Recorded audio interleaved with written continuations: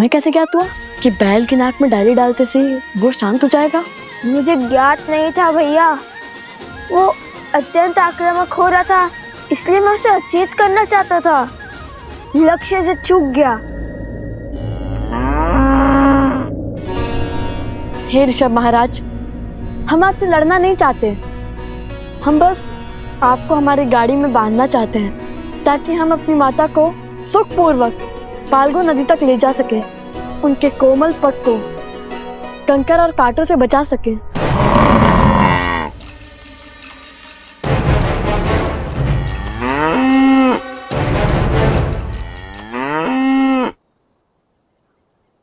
भैया लगता है मान गया। अब एक कार्य करता है, जैसे माता आश्रम में सारी गायों के सींग पर मोली धागा बांधती है, हम भी इसके सींगों पर मोली धागा बांध देते हैं। उचित है।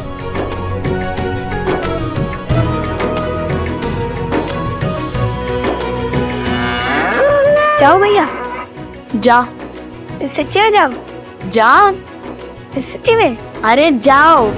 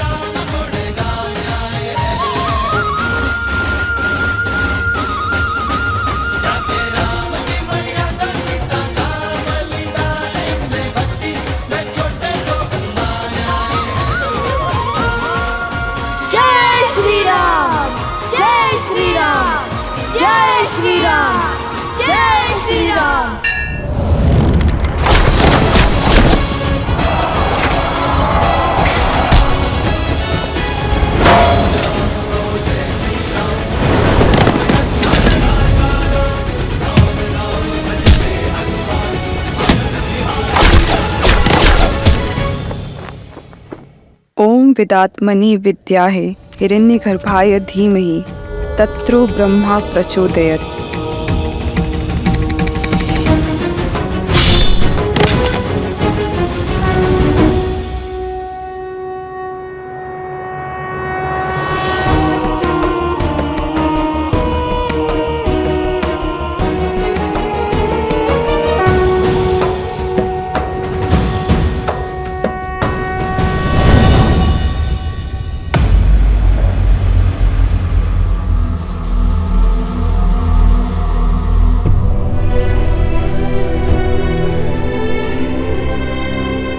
सेनापति,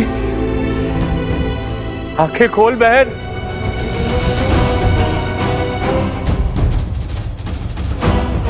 मुझे मेरी बहन चाहिए। क्या किया तुमने मेरी बहन के साथ?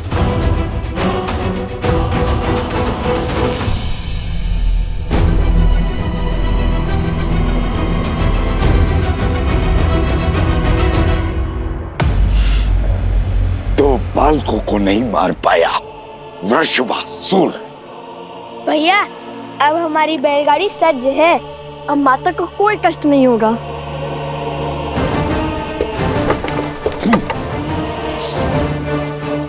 अब आज से तो केवल चंद्रबाहु से।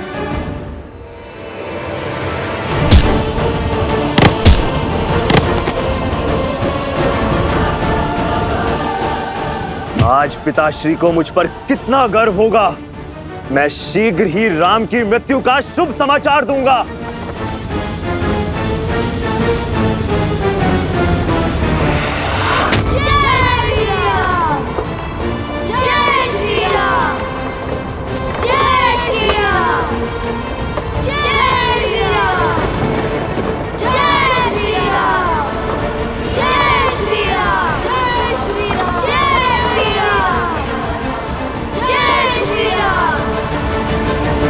सीता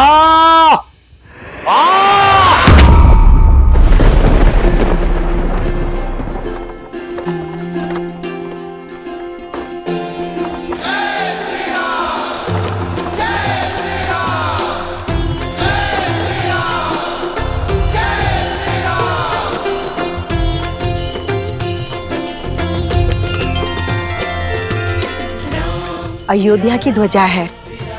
लगता है ऋषियों का कोई समूह उस पावन धरा में प्रवेश करने वाला है। आप कभी गई है वहां? बहुत सुना है धर्म की इस नगरी के बारे में।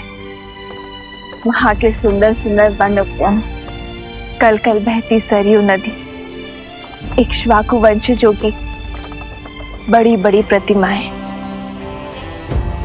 और राजा राम का सुंदर महल।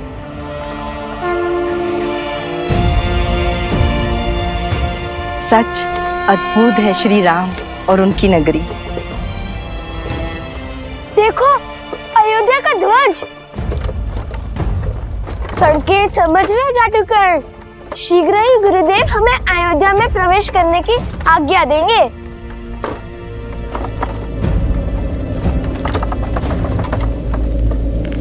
लगता है वातावरण बिगड़ने वाला है।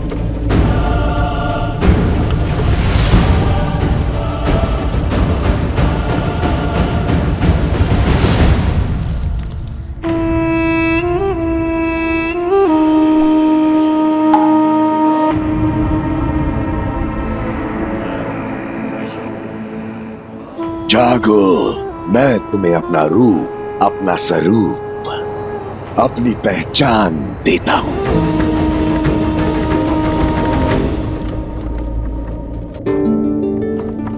ध्यान से सुनो, शीघ्र ही हम गांव में प्रवेश करने वाले हैं। जब तक माता फाल्गु नदी में तप कर रही हैं, क्यों ना तब तक हम थोड़ा भ्रमण कर ले, सुंदर सुंदर घर, उपवन, मंदिर आदि देख ले, लड्डू पेड़े खा ले। क्यों, कैसा विचार है? यह विचार तो बहुत अच्छा है, किंतु मेरे मन में एक विचार और आ रहा है। एक बात बताओ, सच में ये ऋषभ उतना भव्य है जितना तुमने कहा था? लगता तो बड़ा शांत है, इतना भयंकर था वो, तो तुमने पकड़ा कैसे? क्या कहा तुमने? कुश ने इस बैल को पकड़ा?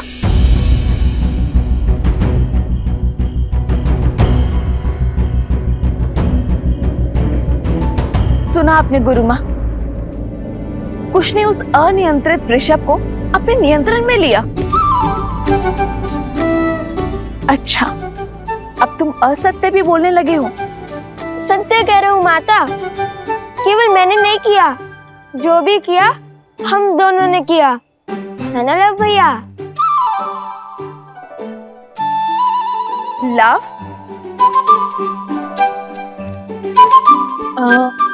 क्या हुआ माता? मुख बंद नहीं रख सकते थे? क्षमा कर दीजिए भैया, वो मित्र पूछ रहे थे तो मैंने बता दिया।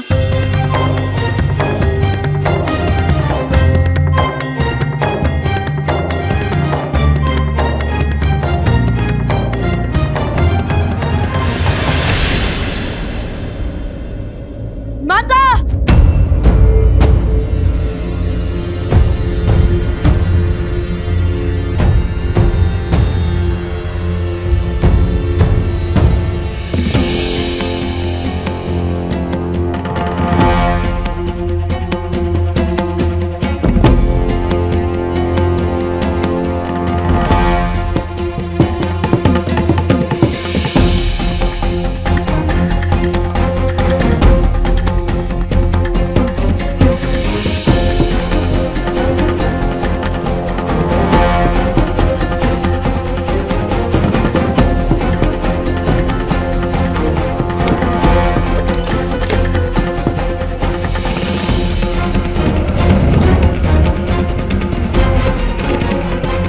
यहाँ तो ना घर बचा, ना मंदिर, ना लड्डू। लगता है घोर विपदा आ पड़ी है इस गांव पर।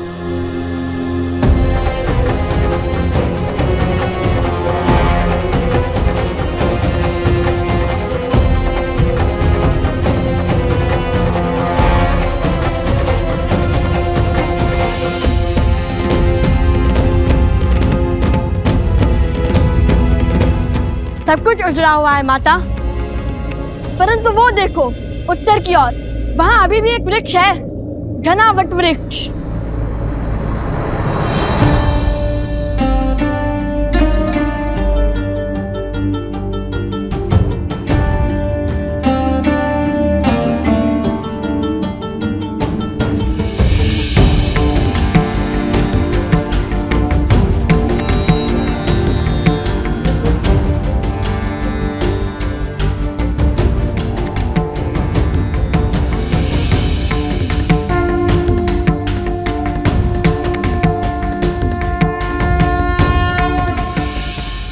ये कौन है?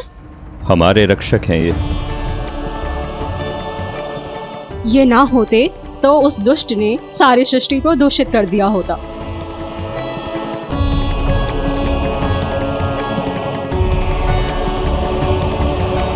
माता, ऋषिवर कब से तपस्या में लीन होंगे?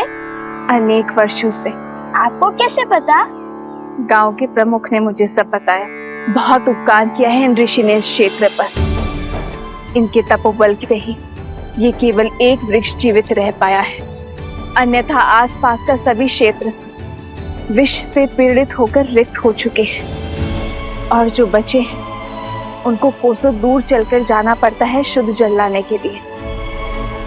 अपने पूर्वजों के द्वारा बसाई धारा को छोड़ना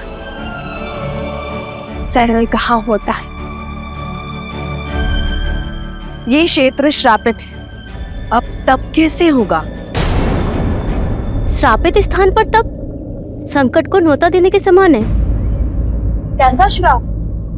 अधर्म का श्राप। जल इस संसार का सबसे शुद्ध तत्व है। जल को पीकर हम भीतर से और उसी से स्नान कर कर हम बाहर से शुद्ध होते हैं। वैसे ही प्रकृति में फैला पाप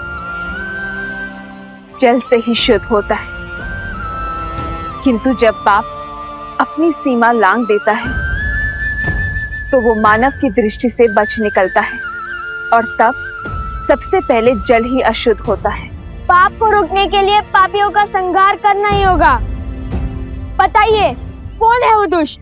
भिन्न भिन्न असुरों के कुल और उनका नायक ऋषि असुरी के तपोबल ने उसे यहाँ नदी के नीचे बांधा है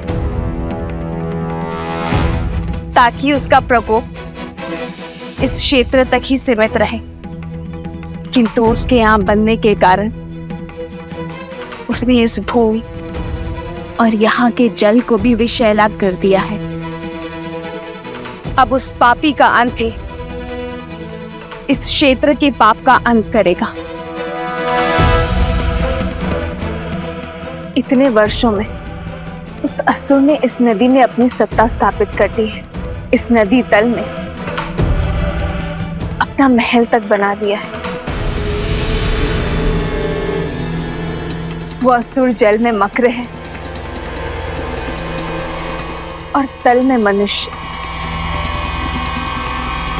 मकरासुर।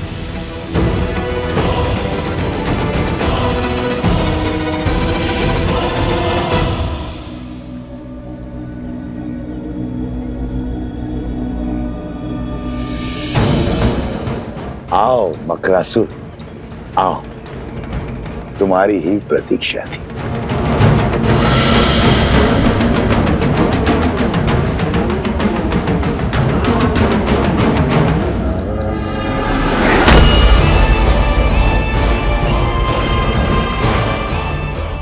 बहुत सुना है तुम्हारे बारे में सहस्त्र मुख रावण, किंतु मुझे तुम्हारी शक्ति और युक्ति में कोई रुचि नहीं है। मैं यहाँ केवल तुम्हारे रक्त का मान रखने के लिए आया हूँ। सुमाली जैसे असुर और पुलस्त्य जैसे महान ऋषि का अंश जो है इसमें। मेरी युक्ति को तुम्हारी शक्ति की आवश्यकता है मकरासुर। असुर कुल के अस्तित्व का प्रश्न है मकरासुर। क्यों मुख मत मोड़ो? देवासुर संग्राम के अंत के साथ मानवों और असुरों के संग्राम का शंखनाद हो गया। पूरी मानव जाति एक साथ असुरों के विरुद्ध आकर खड़ी हुई है। ऋषि यज्ञ और तप से हमारी शक्ति छीन करते आए हैं। ऋषि साधारण मनुष्यों के सहायक बन बैठे हैं और मनुष्य ऋषियों के संरक्षक। जल के बाहर जो भी हो, मुझे उससे क्या? मैं अपने राज्य में सुरक्षित हूं। देखो, धरा पे कैसा अकाल छाया है और यहाँ नीचे मैं साक्षात देवराज की भांति आनंद में मग्न हूं। ये राजपाट मेरे बल का प्रमाण है। गांव के गांव मेरे भय से खाली हो गए।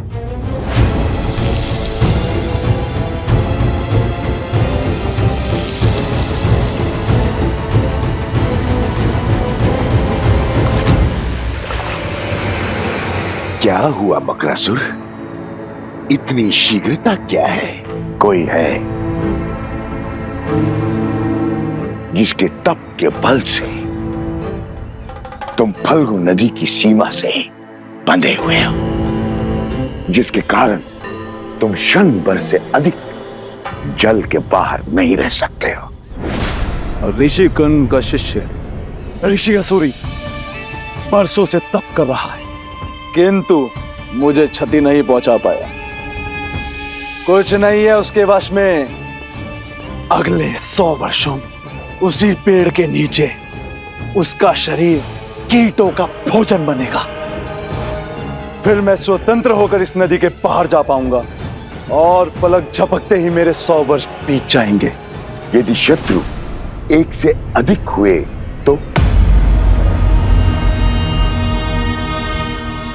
और 100 वर्ष यदि अनंत काल में परिवर्तित हो गए तो। किसकी बात कर रहे हो? कौन है वो? वही जिसने धर्म की स्थापना का बीड़ा उठाया है,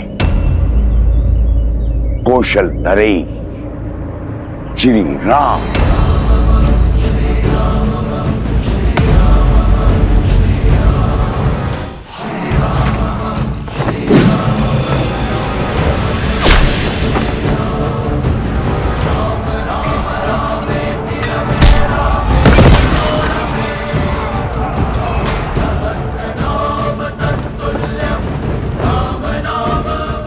यही क्या वीर चंद्रबाहु का अंत हुआ? ओम विदात्मनि विद्याहे हिरण्यगर्भाय धीमहि तत्रो ब्रह्मा प्रचोदयत्। ओम विदात्मनि विद्याहे हिरण्यगर्भाय धीमहि तत्रो ब्रह्मा प्रचोदयत्।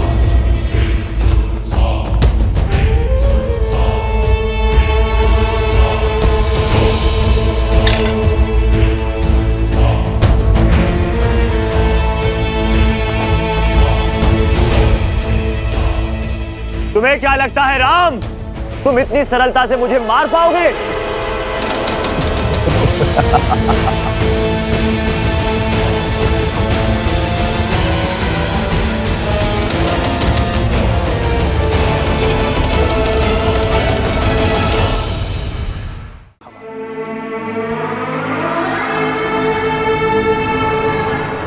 अयोध्या का महाराज वही जिसके कारण असुर कुल अंत पर पहुंच चुका है। उसका नगर ऋषियों की रक्षा का गढ़ बन चुका है और अब तो उसके पुत्र भी असुरों के विनाश का बीड़ा उठा रहे हैं।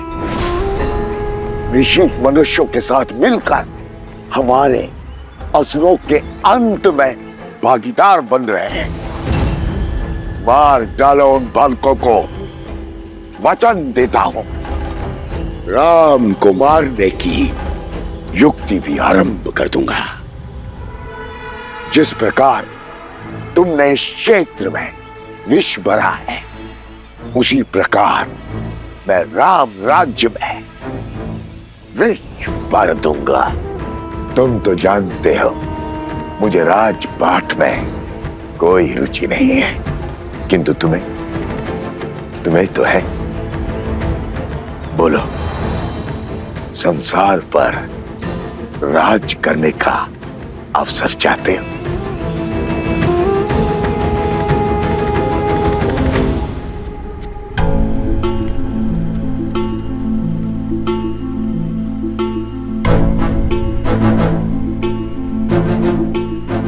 भगवान वाल्मीकि ने हमें यहाँ अकारण नहीं भेजा है। मैं यहाँ अपने मन की शांति खोजने आई थी, किंतु मिली यहाँ के गांव वालों के कष्टों की अशांति।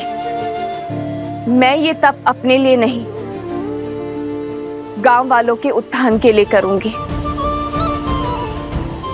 और आशा करती हूँ कि मेरा ये तप मकरासुर और उसके असुर के अंत का मार्ग प्रशस्त करे, फाल्गु नदी को उसकी पवित्रता और शुद्धता लौटाएगी। परंतु देवी, असुर आपको रोकने के लिए वार अवश्य करेंगे।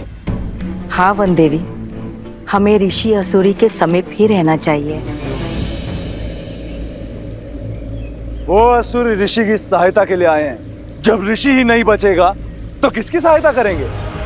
और किसी में इतना तपोबल नहीं जो मुझे मार सके। एक बार असुरी मार्ग से हटा, फिर मैं स्वतंत्र हूं। किंतु मेरी सेना को थल पर तुम्हारी आवश्यकता होगी। मेरे रक्त की बूंदें अपने कार्य में लग चुकी है बकरासुर। तुम्हारी सेना के पास मेरी माया का बल है।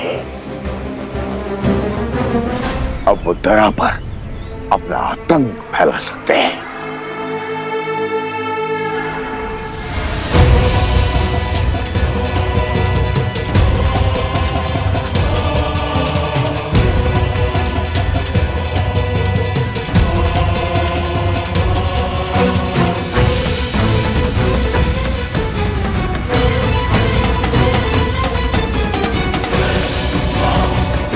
जाओ, अंत कर दो उस ऋषि का। धर्म पर अधर्म की जीत का समय आ चुका है।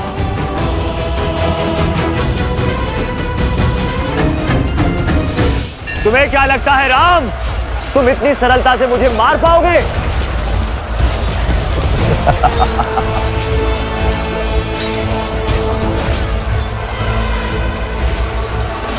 अर्थात चंद्रबाहु की पत्नी का तप भंग नहीं हुआ है।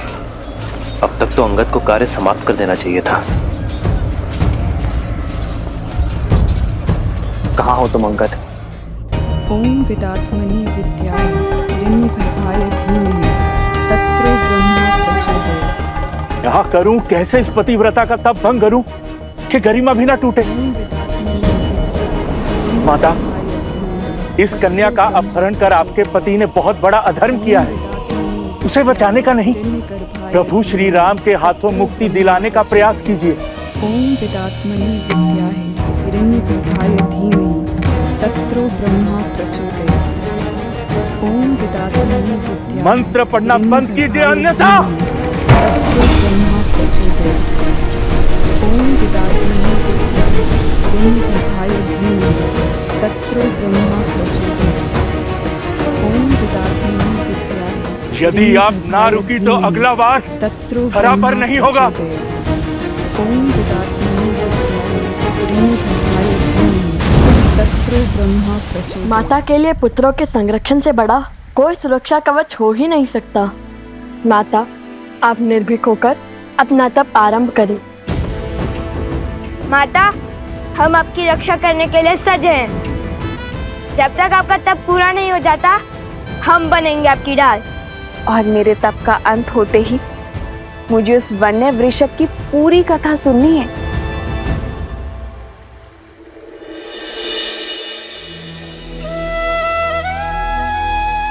हे फाल्गु माता, मेरे संकल्प का तप स्वीकार करें।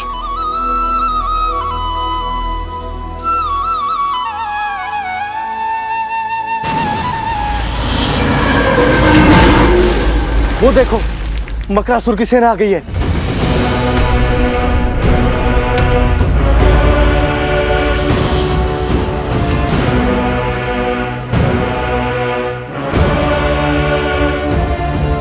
भागो यहां से, भागो भागो।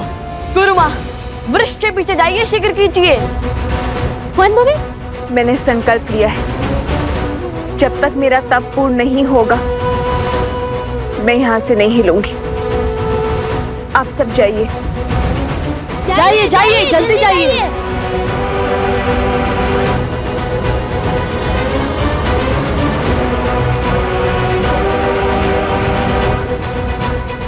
अब क्या करें भैया?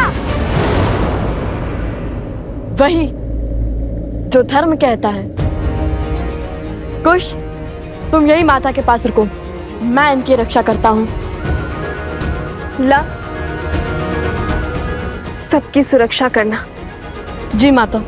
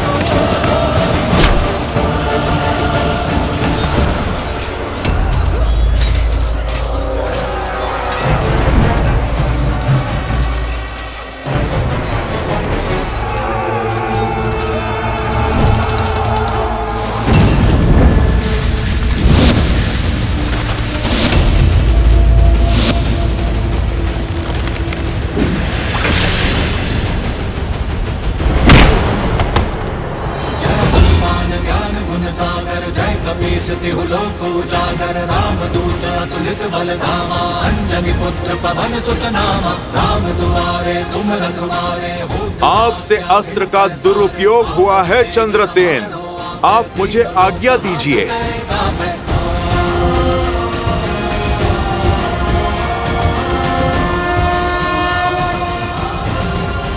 जय श्री राम।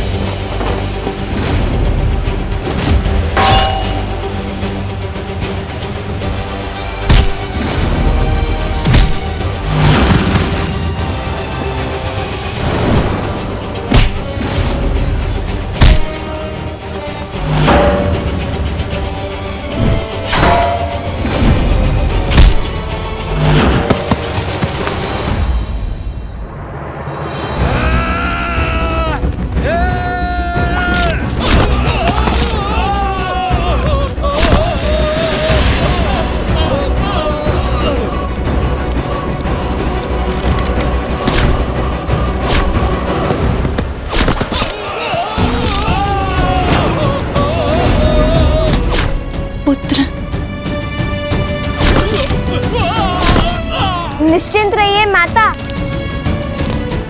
अब जानना चाहती थी ना हमने उस वृषभ को कैसे पकड़ा था, अब मैं बोलकर नहीं कर दिखाऊंगा।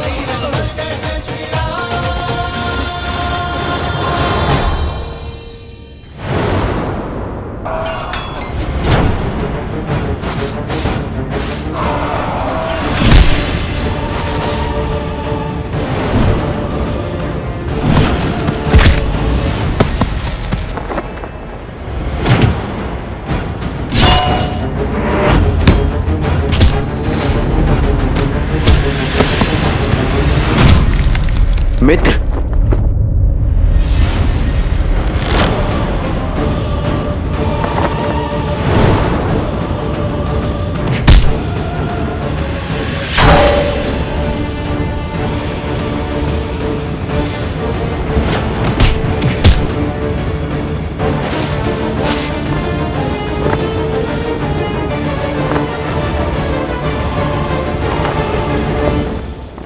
कुश, ऋषिवर की रक्षा करो, मैं सुरक्षित हूँ।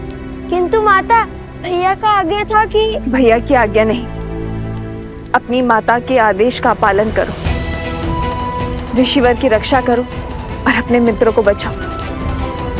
अपनों से पहले अपने लोगों की रक्षा करना तुम्हारा दायित्व है। जाओ।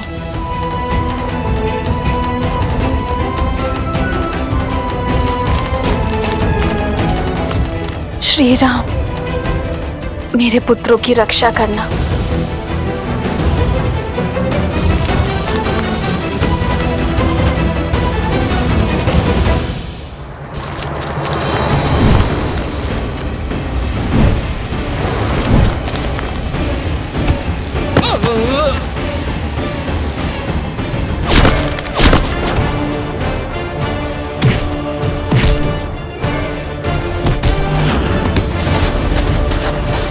मुझ तक पहुंचना ही दुर्लभ है वानर।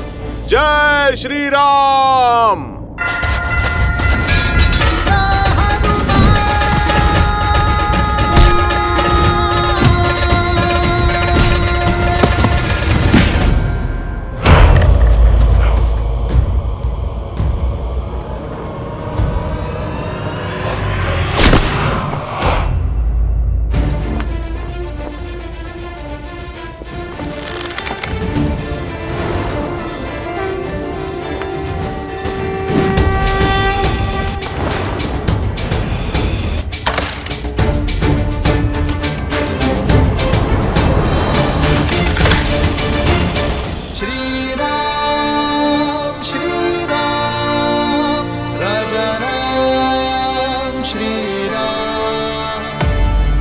श्री राम ने तुम्हें मृत्यु नहीं दी। जानते हो क्यों? क्योंकि तुम्हारा अंत मेरे हाथों होगा।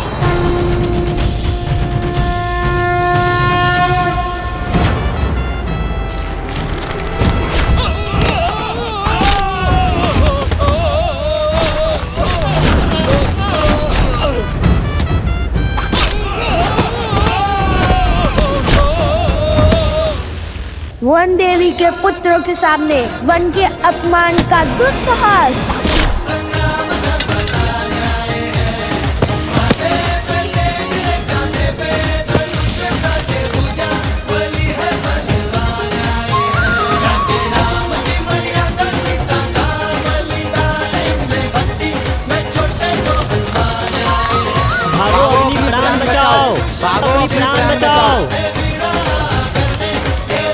अरे भाग पा रहे हो, रुको।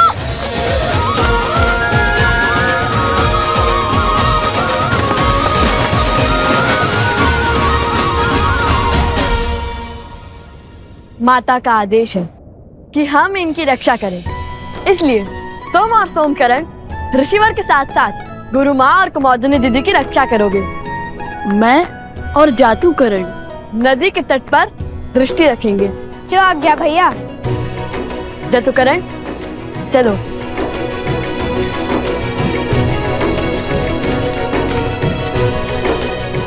अगर शांडिल्य होता तो कितना अच्छा होता। हमारी वीरता देख उसे विश्वास हो जाता कि हमसे बड़ा कोई राम भक्त नहीं है। देखा ना आपने कितना सटीक लक्ष्य भेजा मैंने। अच्छा, एक लक्ष्य साधने से सबसे बड़े राम भक्त बन गए। और क्या, माता कहती है जो अपने आराध्य अपनी पूज्य का गुणगान करता है वो तो भक्त होते ही हैं, और परम भक्त वो होता है जो अपने ईश्वर के गुणों को व्यवहार में ग्रहण करते हैं। उचित कहा कुश। गुणगान और गायक तो मैं हुई सर्वश्रेष्ठ, बाकी सब गुणों के लिए भैया है ना।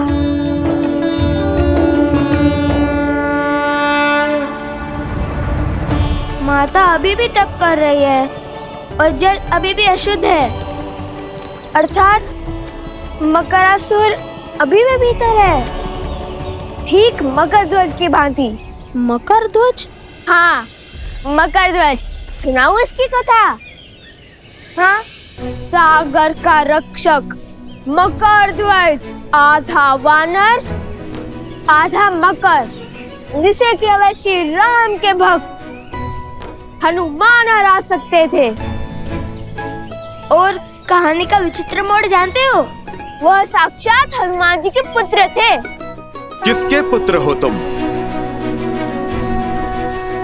आप मेरे पिता हैं। उनके श्वेत एक मगरमच्छी ने खा लिया था, ऐसे उत्पन्न हुआ मकर ध्वज। वैसे भी मैं और लव भैया कौन सा हनुमान जी से कम है? हम भी तो राम जी के परम भक्त हैं।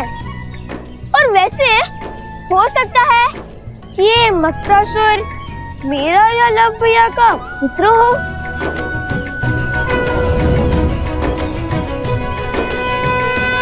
अरे देखो देखो, ऋषिवर जाग गए।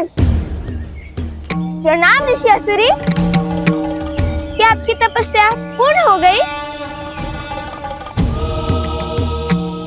अरे कहाँ जा रहे हैं? क्या आप मुझसे क्रोधित है? कुछ तो कहिए।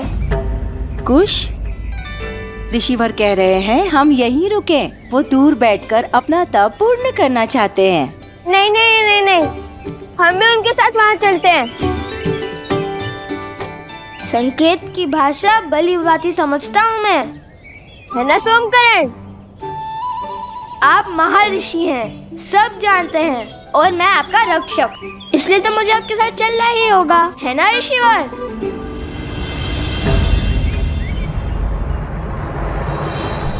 वर्षों से तप में लगा हूं, आंधी बाढ़ असुर भी मेरे तप को तोड़ने में सक्षम नहीं हुए, किंतु तुम उनसे भी अधिक शक्तिशाली हो।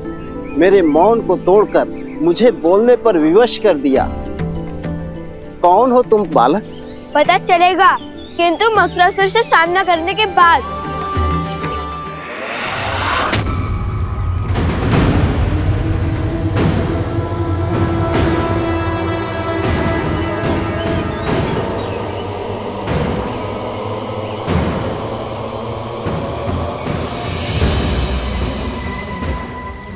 निश्चित हूं ये तो मानव का रक्त नहीं है। जानता हूं मैं, ये मेरे राक्षसों का लहू है।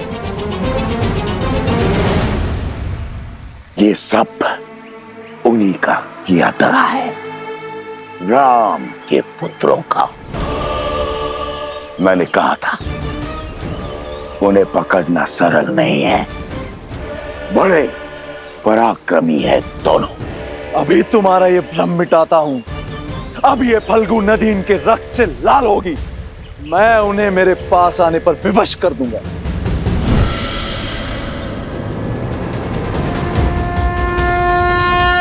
सिया राम